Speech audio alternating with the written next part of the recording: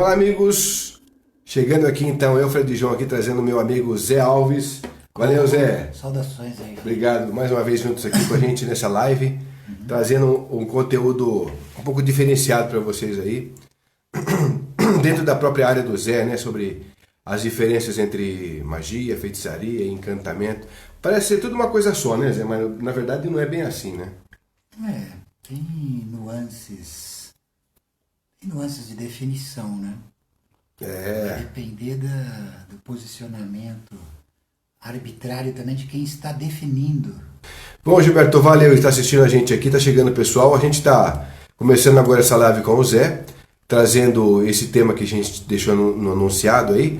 Mas vocês sabem, né, pessoal, esse tema é só uma abertura para vários papos que vêm na cadência de tudo isso. Porque o Zé aqui conhece sobre as histórias do Egito, vai trazer histórias sobre o Egito, de todos os conteúdos mais arcaicos, né, mais primários que você trouxe lá de históricos, né? Sim. Dos programas para essa live aqui. O Ron lá diz boa noite, abraço. Valeu, Ron lá, obrigado por estar com a gente aqui juntamente com a Malvina que está chegando agora e com uma outra moçadinha aí. Boa noite, bem-vindos. Bem-vindos. Valeu, Silvana, por estar com a gente também, a Clarice Ribeiro. É isso aí, beijão a todos aí que estão chegando com a gente, no Tocando o Culto aqui na live, trazendo o Zé com esses temas aí. Quem tiver alguma curiosidade pode já começar com o tema, mas o Zé vai trazer a introdução disso daí, né, Zé? Qual que é a diferença que existe realmente nessas questões? Quando o cara vê uma magia, qual é a diferença entre magia, encantamento, feitiçaria? O que tem de conteúdos para a gente poder diferenciar? Bom, a palavra magia vem de mageia, que é um termo grego, né, que possivelmente deriva de mar, em sânscrito, né? Uhum. Nós temos também o termo mahu, em assírio, né? Maguski, em persa, né? Todas elas se referem ao mesmo princípio, ao mesmo fundamento, né? Isso aí remonta à estrutura primordial de desenvolvimento da consciência do homem. A primeira forma de pensamento é o pensamento mágico. É do pensamento mágico que deriva todas as estruturas de percepção posteriores do homem. Né? Do pensamento mágico vai surgir o pensamento científico, o pensamento filosófico e o pensamento religioso. O pensamento mágico é o pensamento raiz. Quando o homem ele ganhou o poder de nomear os dados sensíveis, né, do universo, ele conseguiu se inserir na criação e se distinguir dela ao mesmo tempo. Então essa foi a primeira tecnologia, né, denominar as coisas, chamar o chão de chão, pedra de pedra, céu de céu, corpo, vida, morte, Deus, espírito, além, conceitos abstratos também. Esse foi a primeira grande aquisição do homem, a palavra. O David Hell está dando uma boa noite a todos. Valeu, David, você está com a gente. A Adriana Birello também. Boa noite, Zé, Fred, sim. Turma. É isso aí. Obrigado por estar com a gente, Adriana.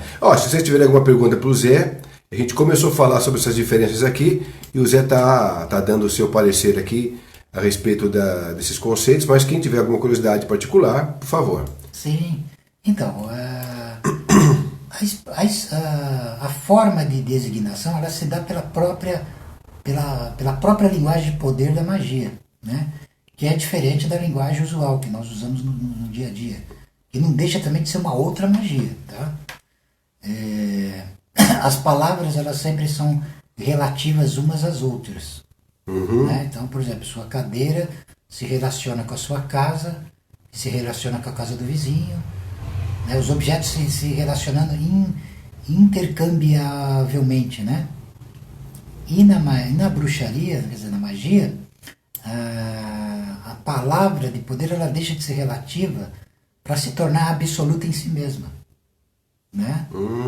Ela abole a historicidade humana, ela quebra essa barreira espaço-temporal e instaura a dimensão do sagrado, né? A Fernanda Moreno acabou de chegar, dando uma boa noite para todo mundo. Valeu, Fernandinha. Beijão para você, querida. E valeu a Margarete que está chegando. Bom, o pessoal está chegando, está se acomodando aqui, daqui a pouco começam a te perguntar as coisas. Sim. Então quer dizer que a diferença da prática em intensidade. Como é que se dá isso, Zé? A bruxaria é muito mais intensa em tudo isso? Ou a feitiçaria? Feitiçaria, ela vem de fatitio, né, em latim. É o ato de fazer com a mão, por um lado, e é o ato de tornar semelhante. Tornar o universo semelhante à onipotência do feiticeiro. Né? Então, assim, ela remete a uma estrutura extremamente arcaica e ancestral de magia. A magia no sentido mais puro, mais bruto, mais intenso possível, de fato, que se confunde com o xamanismo, né? Certo. O xamanismo ele é a forma ancestral de toda a magia humana. Né? Dele que vai surgir tudo que vem depois. Sistemas mitológicos, religiosos, né? Ciência, tudo vem dali. Né? Quem pratica uma maldição, por exemplo, ou quem faz a maldição, por exemplo, que nem a gente está começando a falar sobre os reis do Egito, né? As tumbas dos faraós, né? Sim. Que promove aquela maldição, por exemplo. Ele promove o quê? Ele trabalhou uma ideia de magia, de feitiçaria ou de bruxaria? É feitiçaria, né? Feitiçaria porque é o ato, como é que é? É o movimento da própria magia. Que assim, no Egito, a magia, o termo para magia é Eka. Eka. Porque assim, no ato da criação, na cosmogonia de Heliópolis, no ato da criação do universo, quando o Atum ele gera a si mesmo, e ele próprio sai, se manifesta a partir do caos das águas incriadas, ele traz alguns atributos com ele, que sai, que é percepção.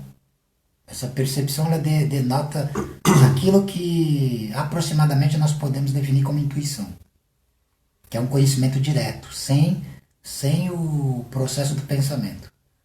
Né? Eka, que é a magia, né? Maat, que é o equilíbrio cósmico, a personificação do equilíbrio cósmico, né? E Ru, que é o verbo criador. Esses poderes depois eles vão estar presentes na barca de Amun-Ra, na barca Mesektet, por exemplo. Legal. Então os feiticeiros egípcios eles tinham o poder de evocar esse poder primordial, a Eka, né? Por exemplo, Eka. Então Eka, Ka, a palavra Ka, o termo Ka designa o duplo. O duplo é a contraparte secreta de um organismo vivo, porque isso se aplica aos animais, aos homens e também a objetos inanimados também. Também. Amuletos, por exemplo, também ficam inanimados e ficam com forças ali também. Se você dominar o duplo dele e assentar a força na própria forma dele, você traz ele à manifestação aqui. Então, cria vida nele. Cria vida, Olha que interessante. Então, os antigos, eu estou citando os antigos egípcios como exemplo, mas isso também se estende para outras civilizações e outras épocas, tá? O domínio do duplo, né? Então tem um velho ditado egípcio que diz: aquele que domina os espíritos domina a terra. Aquele que domina as sombras, os espíritos, domina a terra. Por quê? Porque ele domina as matrizes. Né? Ele não está mexendo com o plano da aparência, ele está dominando a essência. Que legal. Atuando na essência, ele consegue uma reverberação no mundo da manifestação e da aparência. Né? Legal. O José Roberto Bueno de Godoy, obrigado por estar com a gente, viu, José? Está sempre presente aí, valeu. Sim. Ele diz que meu monitor é uma TV 32, parece que vocês estão olhando direto para mim. Ótimo. O tema me parece muito oportuno. Obrigado. Ótimo. Valeu, José. E se tiver alguma pergunta aqui referente ao tema, por favor, pode acompanhar com a gente, tá bom? Obrigado vocês aí. A Rosane tá me chegando, Denis, Márcio Inocente.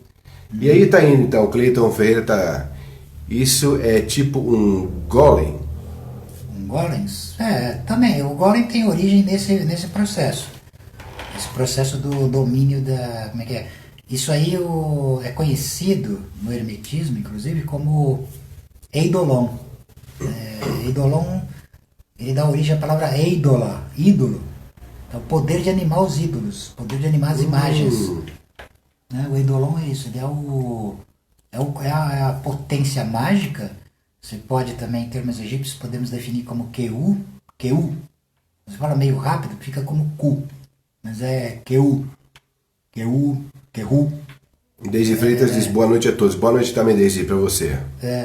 Então, o Peru, ele é um corpo mágico. Corpo mágico. Então, por exemplo, dentro da complexa anatomia oculta egípcia, eu posso distinguir, por exemplo, 5 corpos principais. O Alfu, que é o corpo de corrupção, também conhecido como Kat. É o corpo cadáver, o corpo humano que morre, enfim, apodrece, desaparece. Corpo físico, conhecido Corpo de físico, todos aí. O Ka, que é o duplo. Né? O Ku, que é o corpo mágico. Né? O Sahu, que é o corpo de imortalidade. Né? E o Haidit, que é a sombra. Né? Esses elementos, eles são colocados em movimento, em ação, em poder, em potência. Né? Você desperta a fagulha, o fogo, né, autogerado. A partir dele você opera ativando ele em si, você opera com esse poder toda essa gama de manifestações, de atuações sobre a criação, sobre si mesmo, obviamente, e sobre os seres, sobre tudo, né? Tá, o Gleiton Ferreira pergunta, isso se faz através da palavra? Sim, principalmente através da palavra, né? Por exemplo, em Mênfis, segundo a cosmogonia de Mênfis, Fitá, ele concebe com o coração e pronuncia com a palavra. Né? Então os magos vão aprender isso. Né? E no caso, Fitá ali, ele está posicionado como um dos nomes do Deus oculto, é uma das faces.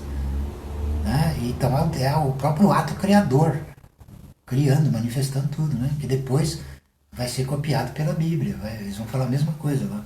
Tá.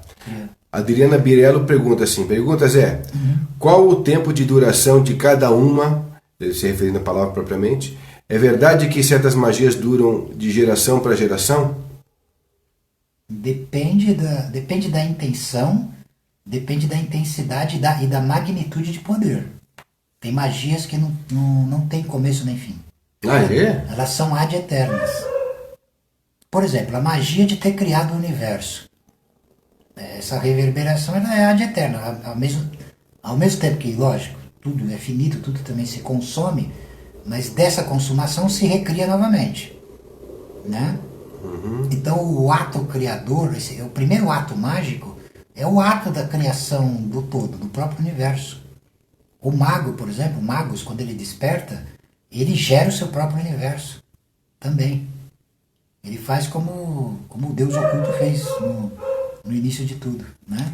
Então é aí que está o mistério, né? Mas é capaz então de as palavras têm intensidade, tem duração para tem duração, totalmente. Por exemplo, se eu pronuncio pela minha vontade, a eternidade da minha anatomia, ela se torna ad eterna pela reverberação. Ela se cria. Esse ente que está manifestado aqui, ele traz pela ancestralidade de sangue todos os atavismos ancestrais, humanos e não só humanos. Nossa, traz tudo junto. Dependendo da magnitude do feiticeiro, ele traz também atavismos pré-humanos também. Ô Zé, também, antes de começar a continuar os comentários aqui, mas e a simpatia? É algo mais suave, um pouco mais sutil, não tanta intensidade? Ela é uma magia também. No caso, essa simpatia mais popular, ela pode ser uma espécie de vulgarização da magia simpática em si. O que é a magia simpática? É a magia do contágio. O mago, o feiticeiro, ele faz a um objeto ou a parte de um corpo que pertenceu ao alvo que ele quer atingir, ou esteve com ele, o que ele faria com a coisa em si. Né? Porque assim, pela lei das correspondências, que é uma das leis da magia, e pela lei do contágio, qualquer parte do seu corpo que esteja longe dele, separado dele, pode ser um pedaço de pele, pode ser um pedaço de unha, um dente, um tufo de cabelo, um pouco de sangue, um pouco de esperma, uma lágrima. Tudo isso continua pertencendo ao seu corpo. E o mais importante, o seu nome é parte do seu corpo. O seu nome tem a vibração da essência secreta do teu corpo. E quando você troca o nome? Hã? E quando você troca o nome? Se não gostou do nome, vai trocar. Tá, você alterou alguma coisa no seu ser, mas ele continua sendo seu. Você pode, por um artifício mágico, criar um pseudônimo, um nome que não é o seu verdadeiro nome, porque isso também é uma questão meio complicada, porque assim, O verdadeiro nome do mago não é nem o nome com o qual ele nasceu, porque isso é um nome que deram para você. Né? É o teu nome civil. O verdadeiro nome é aquele que desperta na entranha mais profunda da tua essência secreta, que se apresenta para você. Ah, ele se apresenta para você, você descobre depois qual é o teu nome, né? Você descobre, aí você adota esse nome mágico e tal. Você pode até mostrar ele, de certa forma, mas aí também isso depende da tua habilidade. Por exemplo, eu costumo até mostrar vários dos meus nomes mágicos, mas ao mesmo tempo eu não estou mostrando. É. O Zé Alves foi colocado para você. O Zé Alves é o meu nome civil aí, o nome. Então eu tenho vários nomes hipostáticos que são emanações do meu ente secreto. Tá. Tá? Tem mais alguma? Quer completar? Só completando. Então é isso. A magia simpática é isso. Ela é uma atuação de reciprocidade simultânea, ainda que à distância. Então a magia, ela lida com uma lei de causalidade estranha à ordem natural. A magia, ela provoca vínculos inevitáveis entre coisas distantes, né? Então, agindo nos planos obscuros e subterrâneos além da aparência, eu atuo sobre o plano da aparência, sobre o plano da matéria. É basicamente isso. Legal. A Rosane Guimarães pergunta, muito interessante, meus queridos. Sempre tenho desdobramentos no Egito. Gostaria muito de entender melhor essa experiência de por que no Egito. Obrigado, viu, Rosane, por estar com a gente aqui. Isso é uma coisa que ela tem, talvez por sonhos. Qual o nome dela? Rosane Guimarães. Rosane Guimarães. Olha, isso é muito interessante. Se há essa ligação, acredito que você deveria explorar isso. Deveria procurar saber tudo sobre o assunto, mergulhar nesse fascinante mundo da magia egípcia, né? Porque ali, com toda certeza eu te digo, a magia está apresentada ali na sua intensidade mais suprema, né? Ali está um modelo de tudo que basicamente você vai encontrar depois, sem nenhum exagero, tá? Isso aí tem inclusive como se provar isso aí. Legal. O Ron lá diz, Zé, essas magias de escola moderna que usam muito a psicologia, que tudo é mental, exemplo, o ritual menor do pentagrama, é eficiente na magia ou não funciona? Quero dizer, funciona no caso de realmente... Peraí, tem mais aqui. Aqui não aparece o restante. Sim. Peraí, aqui voltou agora. Funciona... Quero dizer, funciona no caso de realmente banir ou invocar entidades, ou esse tipo de ritual só funciona na aura ou no campo do mago? Olha, a sua pergunta é perfeita, absolutamente. Valeu, Ron, pela participação aí, viu? Absolutamente pertinente. O que acontece assim, hoje em dia existe uma coisa assim espantosamente terrível. E isso eu estou falando por parte de magos também, tá? Supostos magos que psicologizam a magia, sendo que magia é uma coisa e psicologia é outra. Não estou falando mal da psicologia, ela tem a sua importância, mas a magia é muito mais profunda. A magia não fica só nos planos intelectuais e mentais. Se a coisa não transcender esse plano mental aí, ela ainda não está operando de maneira satisfatória, tá? Ela não está. Então, assim, não pode se ficar só nesse nível, senão não vai funcionar, não vai ter... Vai ser uma coisa inócua, né? Uma coisa assim destituída de verdadeira onipotência, né? Então a magia ela atua em níveis abissais. Ela não fica só no plano intelectual, só no plano cognitivo e só no plano da lógica ou da mente. Ela transcende, né? Ela vai mais fundo. Por isso que ela provoca efeitos espantosos no plano da realidade. Legal. A Deise Freitas, obrigado por estar com a gente, Deise. Diz assim, Zé, você poderia falar um pouco sobre a importância do gestual na magia? Mas é possível a magia apenas pelo verbo, certo? É possível também. Agora o gesto...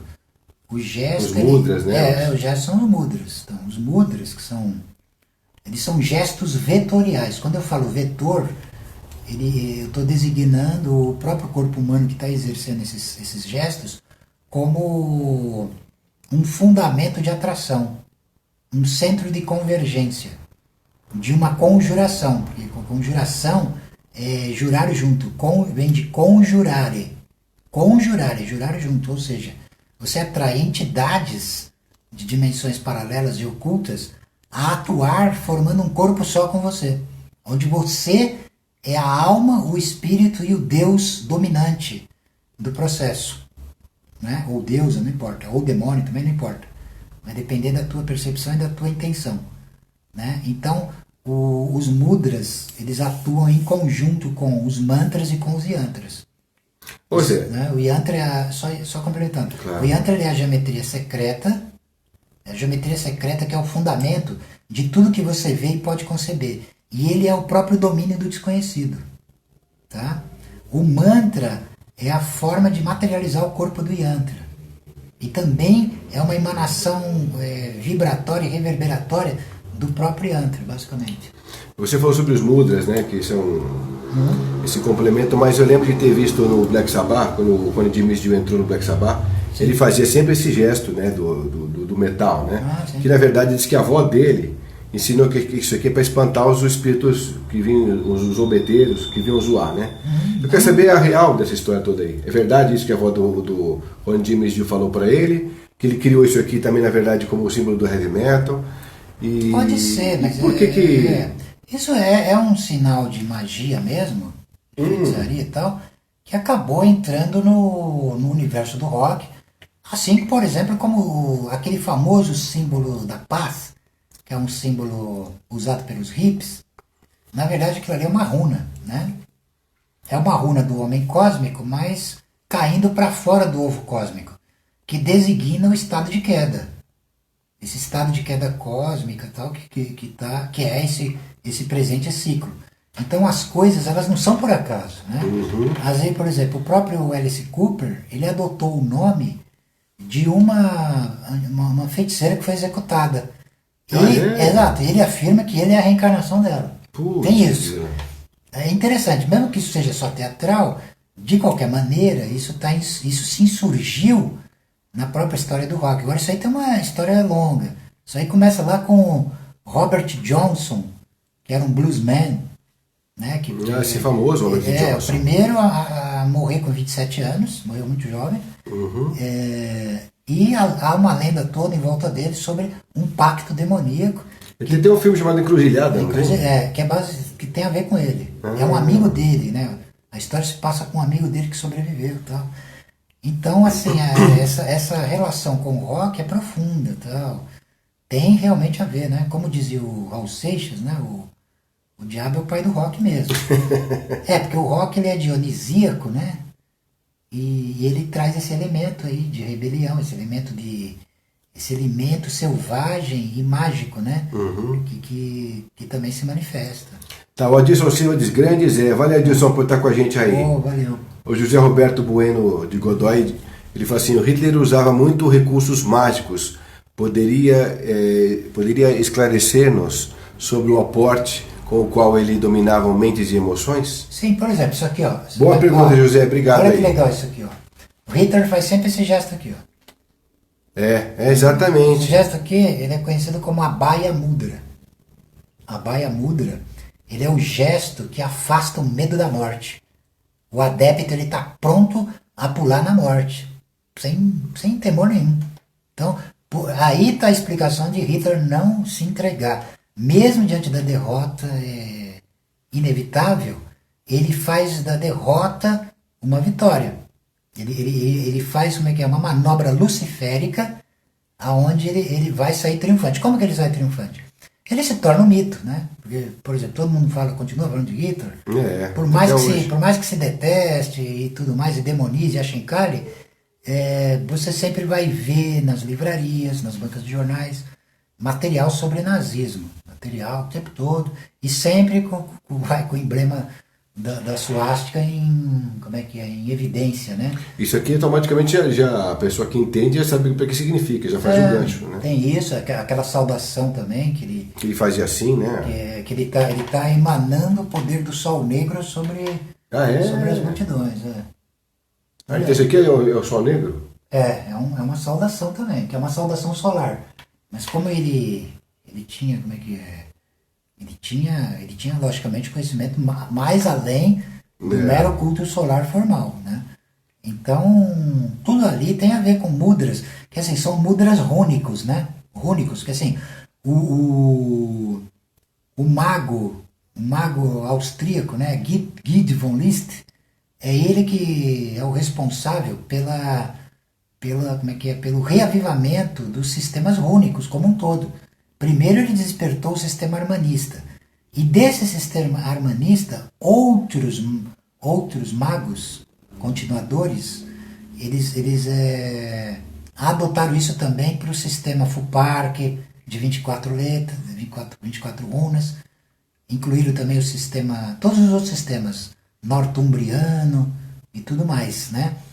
Então, isso foi amplamente praticado desde aquela época, né? Os continuadores do von List foram o Siegfried Kummer, né, e Karl Spitsberger, principalmente, né? Eles deram um desenvolvimento bastante, né, avançado nisso aí. Hoje em dia você tem o Edred Thorson, que é um especialista no assunto, né? Você tem também o Thomas Carlson também, né? Com atualizações sobre o sistema, né? Sobre o conhecimento único nos tempos atuais. Tá. Adilson Silva diz, Fred, o Zé dá algum curso? Ele vai falar no finalzinho dessa live aqui sobre isso também, sim, tá bom? Sim, dou sim. Fica com a gente aí, Adilson. Fica com a gente pra você saber disso direitinho. Raquel Bachiega. Opa, voltamos aqui. Obrigado, Raquel. Tá com a gente aí, viu, querida? Um beijão pra você. Boa noite, queridos. Aprendendo muito com vocês. E a gente com você também, quando você vem aqui, viu, Raquel? Sim, sim. Beijo grande, minha querida. Sim, é um prazer. A Rosane Guimarães. Agora fiquei assustada. Credo. E Zé, por que me disseram que fui numa sacerdotisa no Antigo Egito? Ela estava se referindo àquela ideia que ela fosse... Tá, ela já tinha falado antes, né? Eu tinha falado sobre o Egito. Exato, mas assim, tem que ver você mesma com você mesma. Isso que você sonha, que você vê, é um sonho vago ou é uma coisa muito intensa? Tão intensa que possivelmente seja mais real que aquilo que você julga realidade. Se essa resposta for afirmativa, você está numa pista interessante para de fato chegar a uma definição disso aí. Sim, né? sim.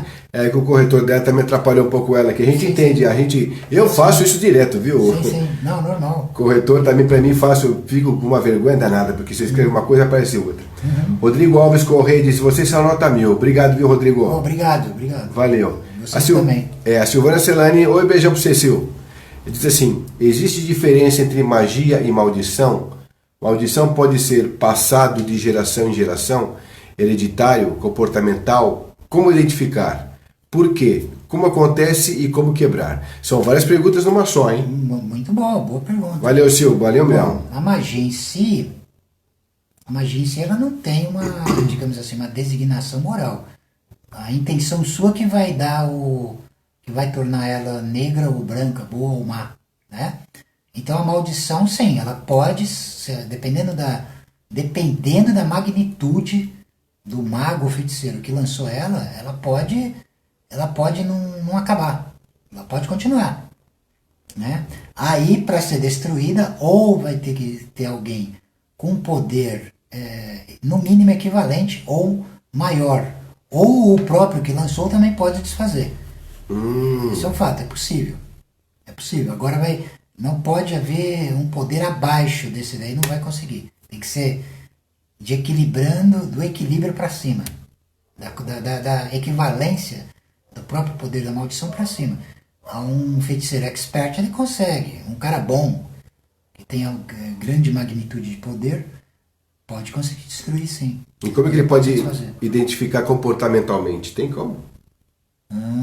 Sim, ele vai ver as coisas, os infortúnios acontecendo sistematicamente, algum tipo de visão, algum tipo de premonição, de clarividência, se ele tiver algo desses sentidos aberto, pode identificar ele. Ou alguém também, ele pode dar sorte de encontrar alguém que seja versado em oráculo e pode falar, aconteceu tal. E aí você vai saber que ele é vítima de uma maldição e vai descobrir eventualmente como se livrar, como destruí-la, né? Ou encontrar o Zé Alves pela frente e falar, Zé, me dá ajuda aí, me dá um help aí, Zé. Não é? Pode ser isso mesmo. Pode ser. E como quebrar isso daí? Aí vai ter que ser feito um exame, né? O feiticeiro vai avaliar, ele vai mergulhar na coisa, vai descobrir como foi, qual a origem dela, vai criar uma configuração aqui na Terra e vai desmanchá-la, vai desfazê-la, usando uma linguagem que se alinha a esse mistério aí. Né? Que nem uma vez vou falar uma experiência, tá?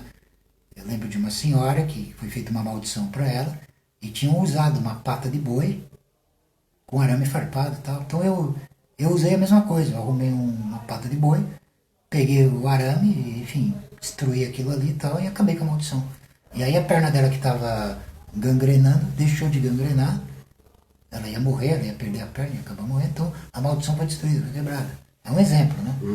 Mas aí cada caso é um caso. Cada caso é um caso. Você contou também, você ainda vai contar com a gente aqui, né, pra gente aqui em algum dos vídeos que nós vamos fazer ainda pra frente, sobre a maldição dos faraós. Os faraós, né? é. Que tem bastante coisa legal. Não sei se é quem acompanha isso. É uma coisa bem mais complexa. Tá? Mas conta esses detalhes para o pessoal que está curioso em querer saber um pouco mais. Esse termo aí, ele veio a se tornar popular por ocasião da descoberta da tumba de Tutankhamon em 1922. Né? Isso foi devido a uma série de acidentes, acidentes em sequência, envolvendo muitas pessoas envolvidas na descoberta e na exploração da tumba. Né? Agora, isso não começa com a tumba de Tutankhamon, não. Isso aí é uma coisa muito antiga, tá? Muito antiga. É muito além disso ainda? É bem antiga. Já lá nos tempos antigos já rolava isso aí. E depois desses milhares de anos todos, acho que a primeira vítima, inclusive, a primeira tumba de faraó descoberta foi a do como é que é? Sete I, em 1817, pelo egiptólogo Belzoni, né? Ele morreu lá mesmo, cara. Ele foi uma das primeiras vítimas ali, né? Então, é só para o pessoal se inteirar do assunto. Quer dizer, que quem abria os sarcófagos tinha alguma maldição que vinha na sequência, tinha uma maldição, né? Porque assim, o assunto é um pouco complexo, mas assim, quando você viola uma tumba de um faraó ou de um grande iniciado, de um grande hierofante, egípcio no caso, imediatamente você desperta a sombra. A sombra, como parte da anatomia oculta, ela age como a guardiã da própria tumba. E uma tumba de um iniciado desse nível, de um faraó, que nem é um ser humano, ele é um deus ali, né? Manifestado, ela é altamente vampírica. Ela vai drenar toda a vitalidade desse ser. Ela vai fazer, a primeira coisa que ela vai fazer é isso, ela vai sugar, né? Então tem isso aconteceu muito em várias histórias, não só na tumba de Tutankhamon, teve várias outras que foram violadas e tal, né? E aconteceu desfechos bastante desagradáveis, pelo menos para a imensa maioria, né? Se você quiser contar rapidamente essa do Tutankhamon, é legal porque você vê que são uma série de históricos muito estranhos de você se explicar se não fosse por essa maldição, por exemplo. Sim, porque assim, que ele ganhou notabilidade porque foi a primeira tumba praticamente intacta, encontrada intacta, sem ter sido violada por ladrões de sepulturas, né? Isso não estamos desconsiderando tumbas que nem foram encontradas, tá? Nem foram encontradas, assim, segundo estimativas do próprio Dr. Zawi Hawass, faltam uns 70% ainda do Egito ser descoberto. Nossa, só se sabe 30%, exatamente. É muita coisa, né? Então, assim, esse fato da descoberta, que demorou um tempo também, ele demorou um tempo para descobrir aquilo ali. O egiptólogo Howard Carter, ele era patrocinado pelo Lord Carnarvon, né, que era um milionário inglês. Então você tinha que pagar, você paga até hoje, você paga para o governo egípcio para poder explorar uma determinada área. Então o Lord Carnarvon ele tinha sofrido um acidente automobilístico e os médicos ingleses indicaram que ele fosse repousar em algum país de clima quente. Ele foi para o Egito, e lá no Egito ele foi pego pela febre da egiptologia. E alguém indicou para ele o Howard Carter. E eles passaram a trabalhar juntos, porque o Carter tinha experiência de egiptólogo profissional. E o Lord Carnarvon era só um mecenas, né? Era um mecenas. Então, quando a coisa estava sendo dada por desistir, o próprio Carnarvon ia desistir, ia tirar o patrocínio, o Howard Carter ainda insistiu mais. Ele, inclusive, gastou todo o dinheiro que ele tinha. Ele acreditava mesmo. E aí o Lord falou, puxa, eu vou bancar mais uma temporada. E aí aconteceu a descoberta, né? Ele esperou o Lord viajar para o Egito, que ele estava na Inglaterra, para ter a honra de abrir com ele. Só que assim, ele abriu uma determinada câmara e o Lord Carnarvon não chegou a ver a abertura de fato do... Ele chegou a ver os tesouros, mas não viu o sarcófago nem a múmia. Ele morreu antes, no próprio Cairo. Ah, o Howard Carter? Não, o Lord Carnarvon. Ah, o Lord Carnarvon. Ele foi picado por um inseto que suspeita-se que seja um escorpião, né? Deixando uma marca no rosto dele, coincidentemente na mesma posição de uma marca do rosto do Tutankhamon, da múmia. Nossa. Na hora que ele morreu, inexplicavelmente também o Cairo apagou totalmente, teve um blackout. Putz. Nessa hora morreu a cadela dele lá na Inglaterra também. Ela uivou, deu um grito lá e puf, caiu morta sem explicação também. A Daisy Freitas falou assim, dizem que o Howard Carter foi salvo da maldição pelo Anel Atlante. Isso. Então, essa informação, eu também peguei ela num livro de um especialista em radiestesia, em francês, chamado Roger de La Forest. Ele dá essa informação, sim.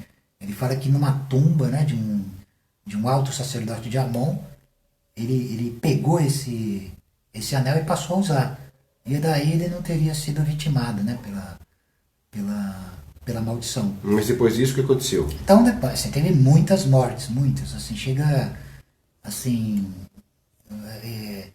Eu já vi número de 24 mortes, 36... Caraca, meu! De pessoas que entraram lá, ou simplesmente entraram, ou estavam atuando no processo lá de autópsia, de decodificação e tal, né? Então, assim, são muito... e aí veio depois a teoria tem uma teoria aí de fungos, né? Que foi bastante divulgada.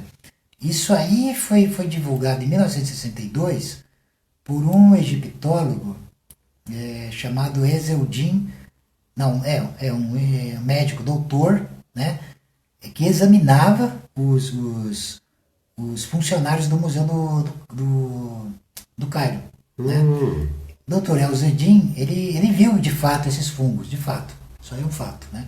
Só que ele deu isso como sendo a resolução do problema. Agora, é aí que vocês vão cair da cadeira quando vocês escutar o que eu vou falar agora. Ele pegou um carro com o assistente dele e pegou uma estrada que liga o Cairo à região de Suez, que é uma estrada que não tem curva, porque só é deserto, então é reto, o negócio é reto, vai longe. Inexplicavelmente, ninguém sabe o que aconteceu, ele saiu da via que ele estava e foi de frente com um caminhão, cara. Morreu numa batida. Né? Então, né? Logo depois que ele anunciou essa coisa aí.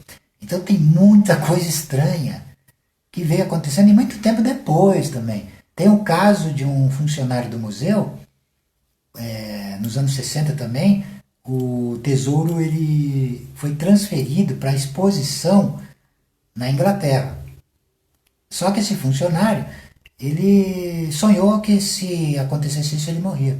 Ele tentou de tudo fazer com que fosse abortado isso aí, não conseguiu. E o que aconteceu? O cara morreu. Isso foi bem depois, tá?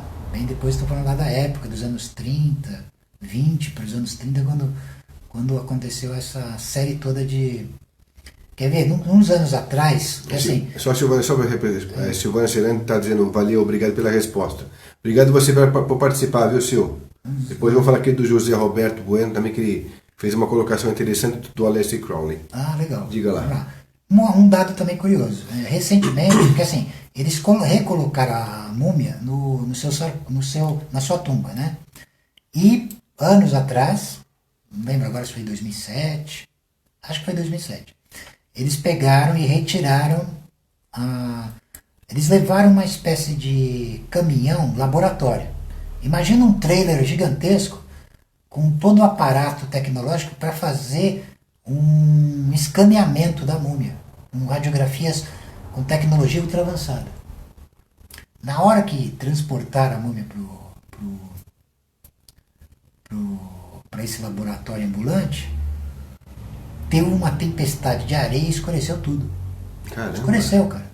E aí o que aconteceu? Os felás egípcios, que é aqueles trabalhadores lá, braçais, eles caíram de joelho e começaram a rezar, tá? Com medo mesmo. Tá? E aí, até os cientistas ficaram com medo. Aí passou um tempão lá, o negócio foi voltando ao normal. Então ainda hoje acontece coisas estranhas. Até hoje, né? Até hoje. Então, mas assim, é claro que os céticos sempre eles vão ignorar também. Falar, não, isso é coincidência, tal. É complicado, né? Mesmo pela tese lá dos fungos, você pode explicar uma morte aí de maneira química, biológica, mas e os acidentes, e as desgraças que acontecem? Por exemplo, teve pessoas lá, nos anos 20, que pularam de prédio e se suicidaram. Nossa. Como é que você explica isso aí? O fungo provoca isso? Claro que não, né? Então, assim, tem coisas muito estranhas, assim, realmente, né? Você duvidar da maldição, maldições tinham mesmo. Você encontra maldições em várias tumbas egípcias e tal. Até hoje. Teve uma de um sacerdote de Amon, que um milionário inglês, ele... Como é que se diz?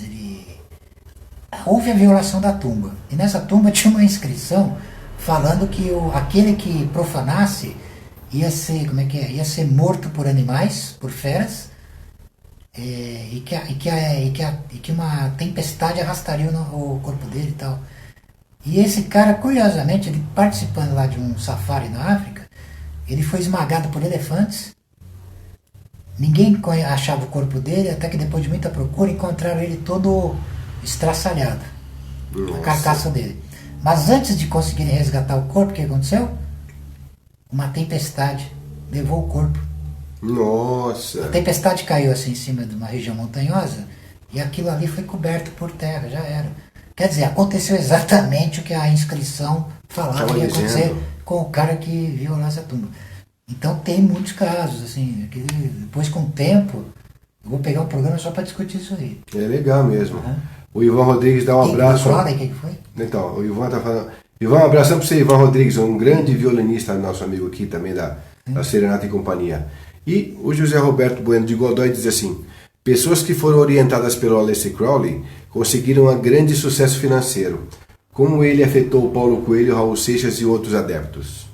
Afetou você tá falando no acho que deu certo. Sentido ou no bom sentido? Eu acredito que tenha sido assim. Tá. As pessoas que foram orientadas pelo Aleister Crowley conseguiram esse sucesso. Como é que eles conseguiram isso? Né? Porque aí é o mérito da pessoa conseguir de fato realizar sua verdadeira vontade, né?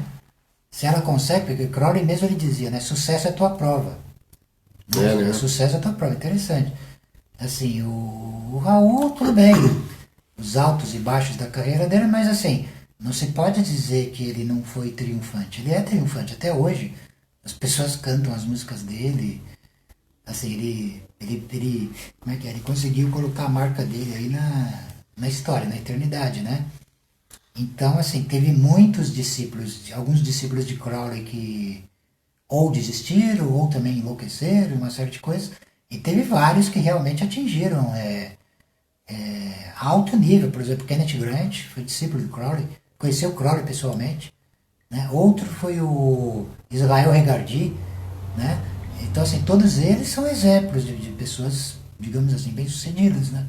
Que alcançaram a sua grande obra. Além de sucesso financeiro, também conseguiram a vitória no plano espiritual, que é o mais importante, né? Sim.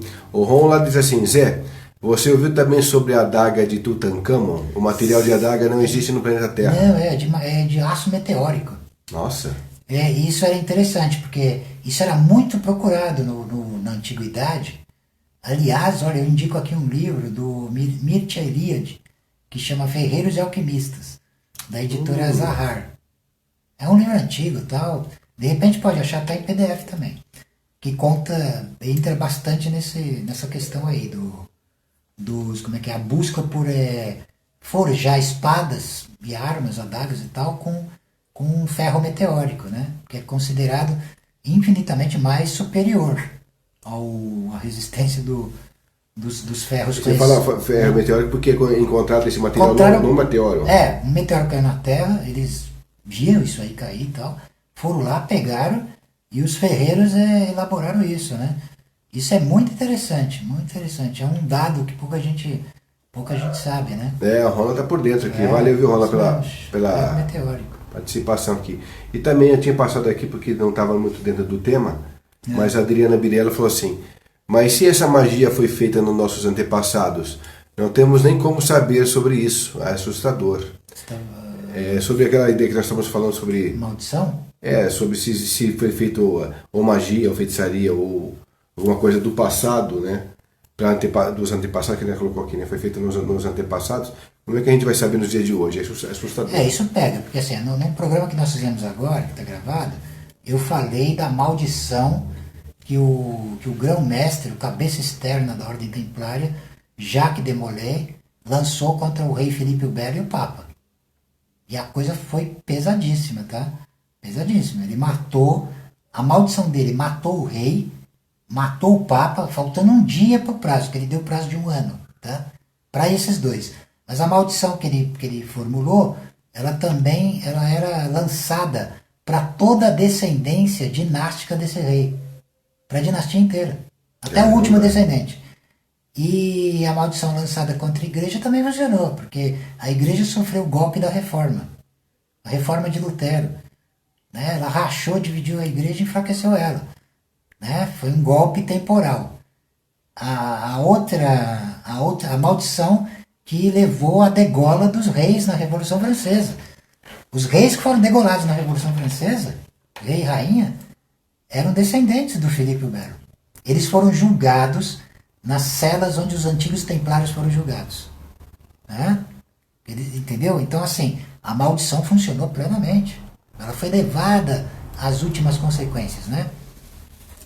Porque a igreja cometeu o erro, no caso da Ordem Templária, de tentar combater a ordem com o elemento da ordem que era o fogo. Se for queimar o cara lá, né? Já comentamos isso no programa anterior. Vamos sobre Inquisição e sobre... Como é que chama o outro? Alquimia. Então, como é que é? O Jacques de Molay, ele era um Magister Templi, né?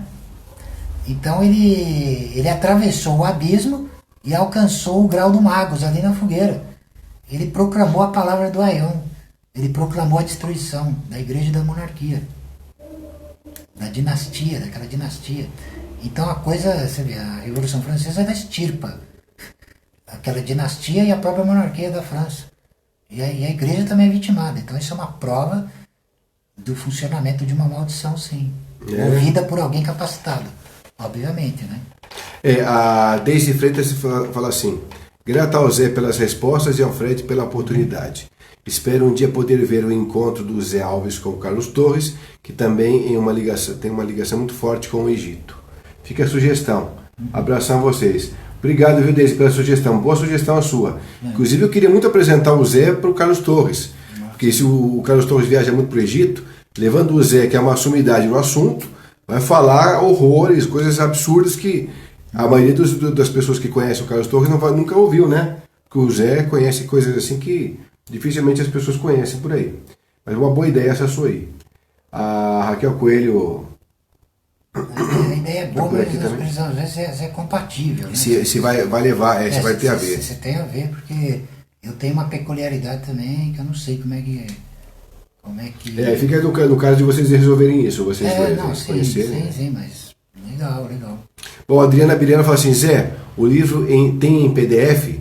Sim, acabei de achar. Obrigado a vocês dois. O do Mircea Eliade?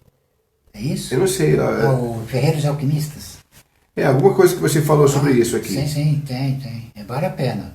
Eu tenho ele impresso, mas eu já vi ele também em PDF, né? Tá. É muito interessante, sim. Aqui o Ricardo Neves Epifânio diz assim: Zé, tudo bem. Você acredita que os seres estão ainda dentro da pirâmide, que eles entram e saem quando quiser? Pois acredito que existem lugares na pirâmide inexploráveis para os humanos que são portais para ele. Sim, é que assim, quando a gente vai afirmar, tem coisas assim que eu sei que afirmando, eu corro o risco de passar como um louco, um delirante, né? Mas de acordo com a coerência do entendimento egípcio sobre magia, até portas falsas são abertas, portais, né? Eles sabiam manejar aquilo ali de uma maneira que está além da capacidade da compreensão moderna, né? Até mesmo dentro das mastabas antigas, das tumbas, né? Você encontra portas falsas, que é manejada para o duplo, entrar e sair. Exatamente. É lógico que ali também tem algo também equivalente, né? Eu achei muito estranho, um tempo atrás, lembram um tempo atrás que eles anunciaram que tinham achado uma câmera e depois desmentiram tudo? Né? É verdade, eu também ouvi esses papos aí. Eu fui apurar a coisa e assim, o que parece é que a coisa estava lá aberta e de repente não estava mais. Isso quebra a cabeça de qualquer um, né? Você vê ali uma câmera, depois ela não está mais lá, está tudo fechado. Então, exatamente. Então você está lidando com alguma coisa que foge da compreensão atual da humanidade. É que nem o caso do Almirante Byrd, né? Quando ele passou por cima ali dos polos, né? E viu aquele buraco enorme de 2 km de diâmetro aberto, ele foi levar esse registro pro pessoal, que voltou a investigar e estava fechado. E aí? Exato. Porque assim, as pirâmides em si, elas são a própria inscrição em pedra das mesmas fórmulas que estão no Livro dos Mortos, que estão nos textos dos sarcófagos e nos textos das pirâmides, né? A pirâmide ali ela é definida como a casa, a morada, né? O portal por onde as esferas dos mundos se encontram. Então, isso que é coisa mais explícita do que isso, né? Então você respondeu a pergunta do Ricardo, falando sobre que Estou respondendo que sim. Os seres estão dentro da pirâmide? Sim. Só que ninguém é capaz de ver ou de sintonizar com a coisa, né? Tem que estar na mesma sintonia. O Andrelino Majeski, obrigado, viu, Andrelino, por estar sempre junto com a gente por aqui. Ele dá boa noite e diz: Eu vejo vultos negros e luzes brancas às vezes do nada. Isso é algum sinal de magia ou clarividência? Pode ser as duas coisas. Você está tendo clarividência da manifestação do seu duplo, por exemplo. O duplo ele pode se manifestar como uma sombra que vem pelo canto do olho esquerdo, do olho direito, né? Pode se manifestar com manifestações cinéticas e luminosas, né? É muito interessante. Eu acredito que seja as duas coisas no seu caso. Legal. Clarividência do seu próprio alter ego, do seu próprio ente secreto. Depois você pode falar com o Zé em detalhes, viu, Adelino? Porque a gente vai estar com essa live também jogada no YouTube. Qualquer dúvida superior ainda a essa que você tem, sim. Lá no dia você já fala com ele. A gente vai colocar, você vai estar vendo esse tema de novo também lá no YouTube, porque esse aqui é ligado agora ao Facebook. Geralmente essa proximidade causa eventos de intenso impacto na vida. Né? Ela mexe, ela faz vibrar, ela provoca dissociações e descontinuidades. Essas dissociações e descontinuidades vão abrindo caminho para o teu encontro consigo mesmo, com esse ente secreto, que é na linguagem egípcia é o duplo, é o K. E na linguagem moderna do ocultismo é o sagrado anjo guardião, ou algoeides, né? Como os gnósticos chamam. Legal. A Adriana confirmou, sim, ferreiros e alquimistas. Inclusive ela colocou aqui o link, viu? Legal, o Gleiton Ferreira queria que alguém colocasse o link. E provavelmente deve ser esse link que a Adriana colocou aqui. Obrigado, viu, Adriana? Sempre muito presente, muito ponta firme aqui nas nossas lives. O Ricardo Neves Epifânio fala: e a flor da vida, Zé? Qual a sua opinião? Pois inundaram todo o local. Flor da vida? Você está se referindo ao quê? Ao texto chinês, a flor de ouro? Ou o que você está se referindo exatamente? O que é essa flor da vida? Ele vai responder, eu acho. A Adelina está obrigando aqui, está agradecendo aqui, obrigado, valeu. E a Raquel Coelho vem dizendo: desenhos animados que tratam do assunto são produzidos por especialistas? Olha, só para continuar a pergunta, será uma espécie de mensagem? Não quero viajar muito, mas me lembrei de muitos desenhos. Não, sim. Quer ver? Eu vou citar dois desenhos. Eu tenho mania de esmiuçar tudo. Tá? Tudo, porque assim, isso aí entra dentro daquilo que nós, egiptólogos, chamamos de egiptomania. Nós temos a egiptomania, a egiptofilia e a egiptologia. Isso, fala sobre essa diferença pro pessoal, que é legal. Exato. Você comentou outro dia, mas não falou. Egiptofilia é o amor por artefatos de antiguidades exóticas do Egito. Isso é egiptofilia. Egiptomania é quando você pega elementos da cultura egípcia, da tradição egípcia, e os reequilibram, né, os recontextualiza fora do seu contexto original. Né?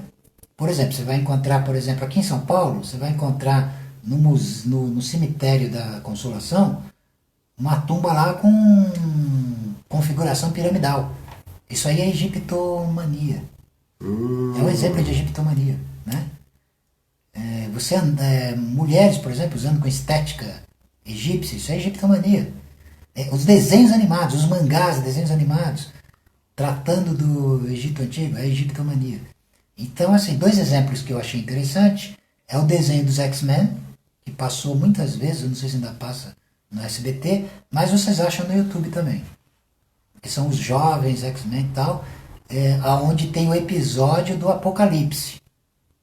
Né? Isso também foi adaptado num determinado filme de Hollywood que chama Apocalipse.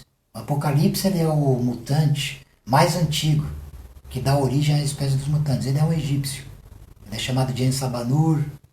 Tal. Então é muito interessante. Né?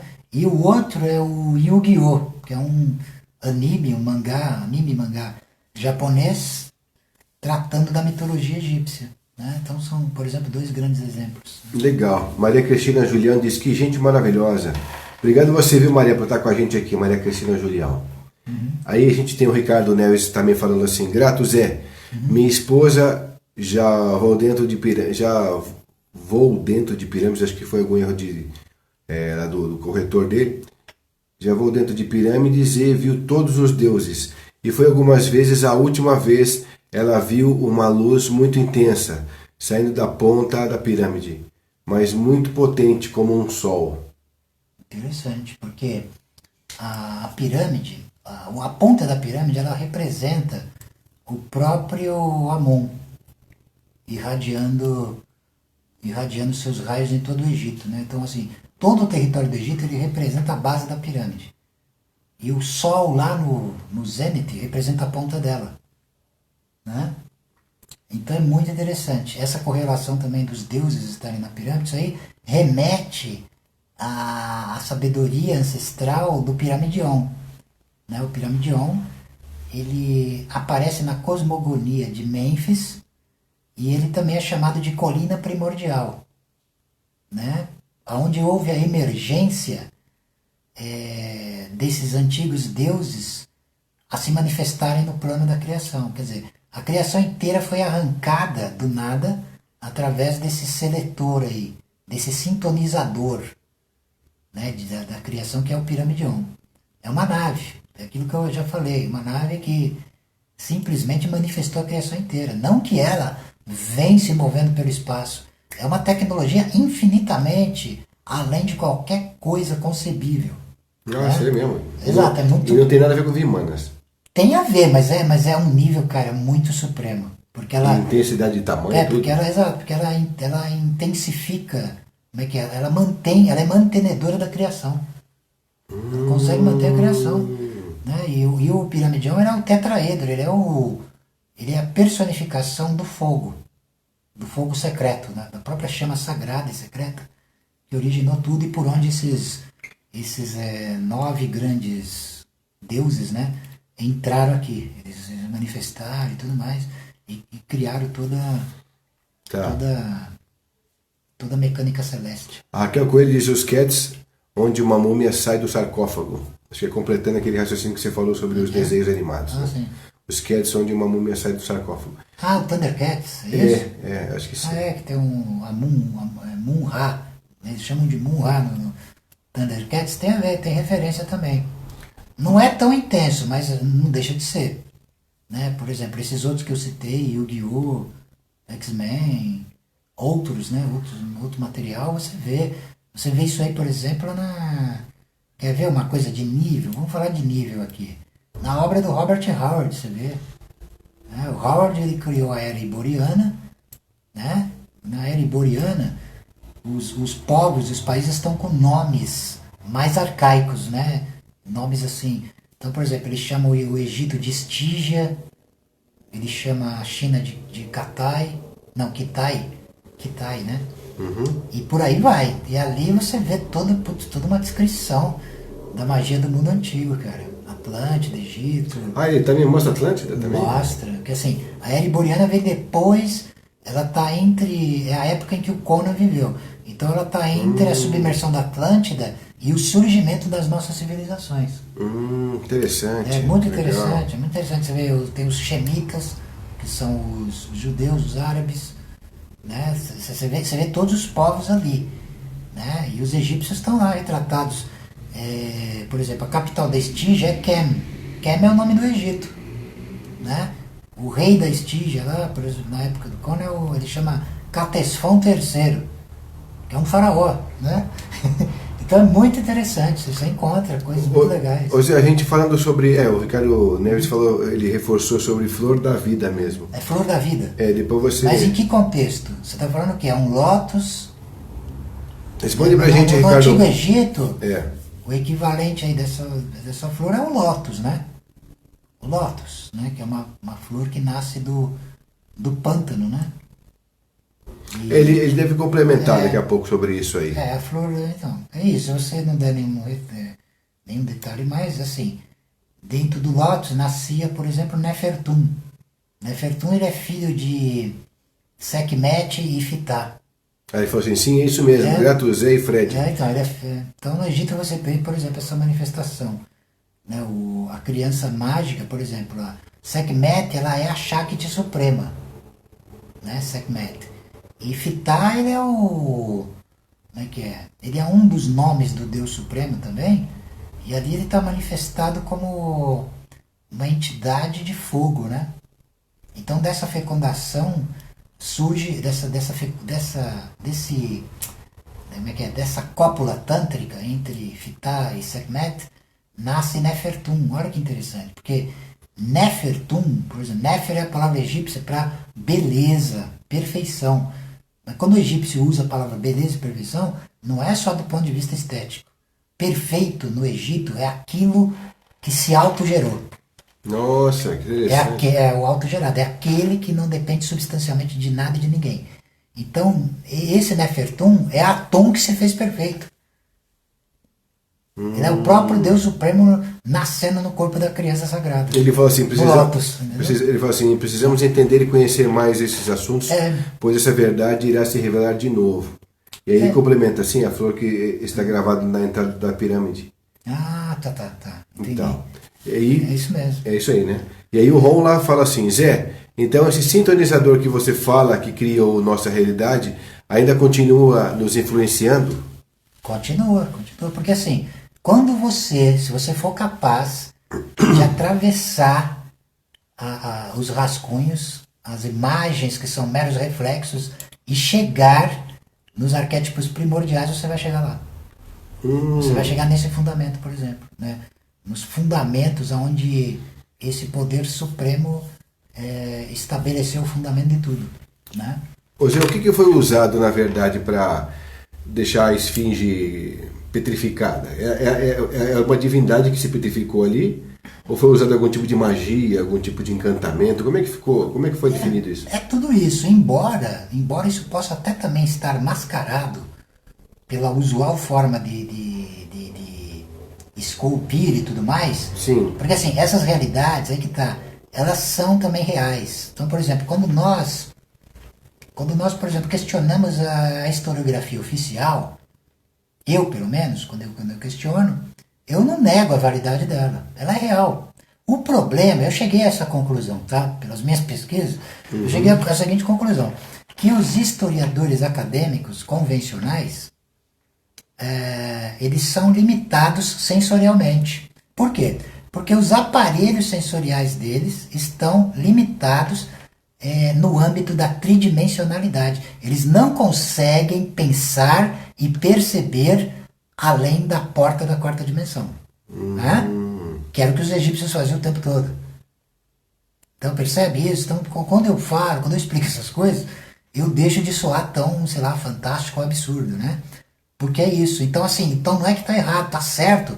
Só que eles não conseguem além de uma percepção histórica que ultrapasse os 3.000 anos antes de Cristo. E por que ele ficou petrificado? A esfinge? Ah, sim. Então, porque a esfinge, assim, ela o nome dela é Ar-Makum, Horus no horizonte, né?